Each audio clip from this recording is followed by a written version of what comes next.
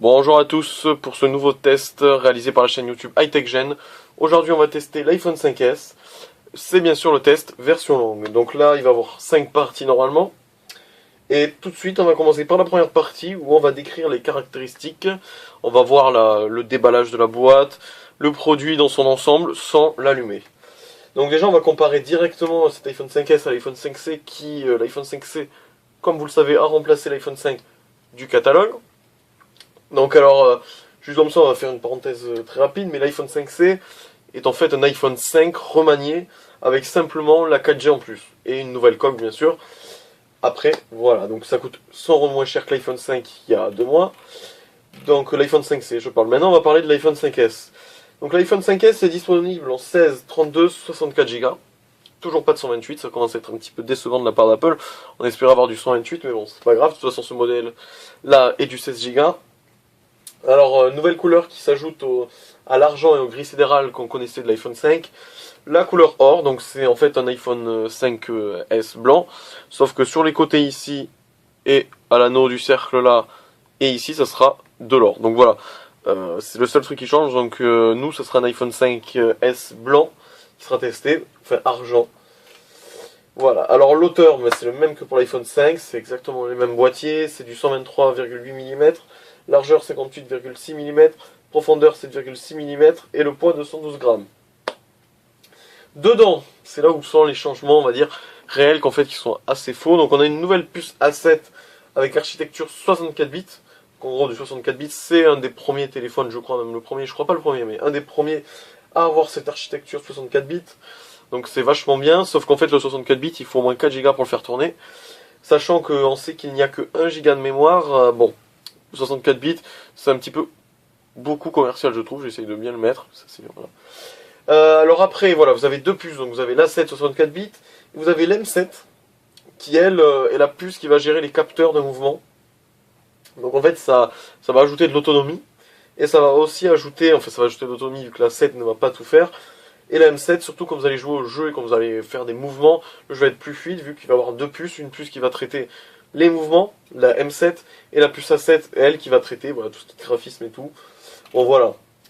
Alors bien sûr, nouveauté dans ce 5S aussi par rapport à notre bon vieux iPhone 5, il a enfin la 4G française, tout opérateur. Rappelons que l'iPhone 5 est compatible 4G qu'avec Bouygues Telecom, il faut le rappeler.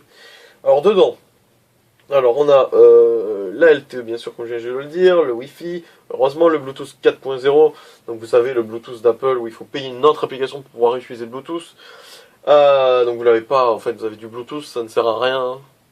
Il faudra payer de toute façon un peu plus pour avoir le Bluetooth, pour pouvoir le partager avec d'autres appareils. Vous avez le 3G+, la 2G bien sûr.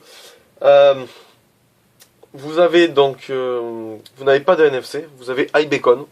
Donc c'est un autre système que la NFC, c'est beaucoup moins développé que la NFC, déjà que la NFC n'est pas trop développée. Donc c'est voilà, c'est un genre NFC iPhoneienne, donc il n'y a pas de puce NFC dedans, mais il y a iBeacon. Voilà, donc la grande nouveauté aussi de cet iPhone là, c'est le Touch ID, le déverrouillage par lecteur empreinte digitale. On verra ça donc tout à l'heure, mais vous verrez que ça ne marche pas extrêmement bien. L'écran c'est le même, du 4 pouces, du 1136 x 640, d'une densité de 326 pixels. Alors l'appareil photo. L'appareil photo, donc c'est le même, c'est pas le même. C'est un 8 mégapixels. Voilà. Sauf qu'en fait, par rapport à l'autre appareil, donc déjà, on va parler du double flash qui est là. Voilà, bien sûr, vous avez un double flash. Mais l'appareil, l'objectif a été ouvert de 15% de plus. Qui est bien dans l'ensemble, ce qui fait que vous allez avoir des photos plus lumineuses. Donc c'est quand même mieux. Moi je suis pas, j'ai pas vu trop de différence, même des fois les photos sont meilleures sur l'iPhone 5C ou l'iPhone 5. Bon après, il faudra voir plus en profondeur.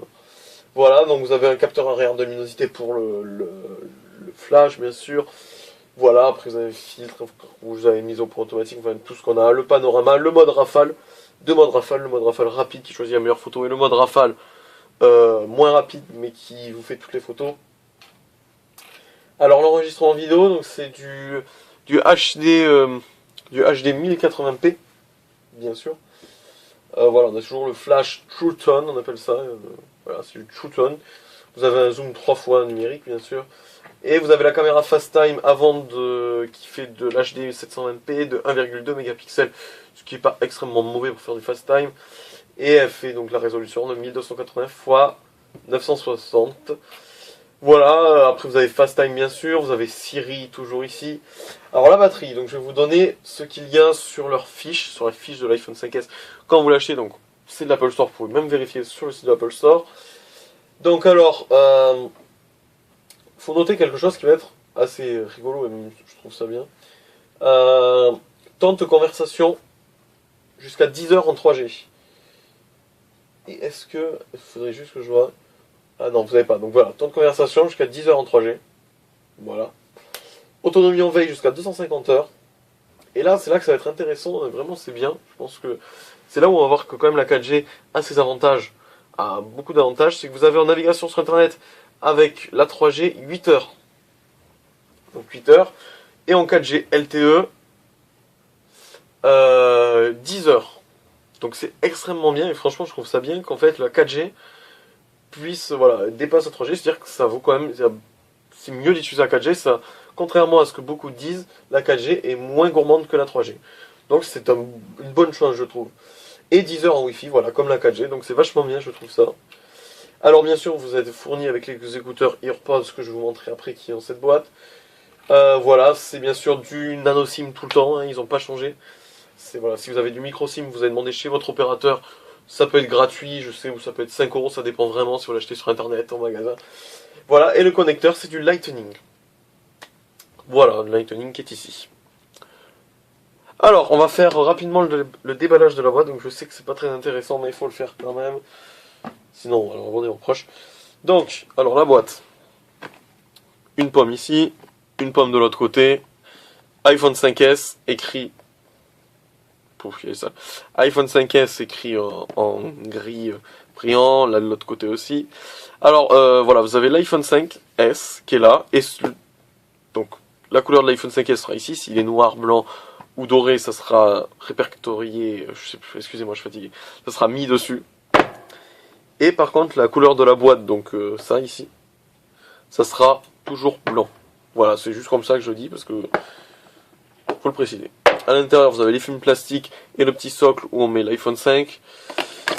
Voilà, vous avez les modes d'emploi ici. Je vais pas déballer avec la petite épingle. Bon, c'est ouvert. Voilà, la petite épingle pour ouvrir voilà votre tiroir de nano SIM qui est ici.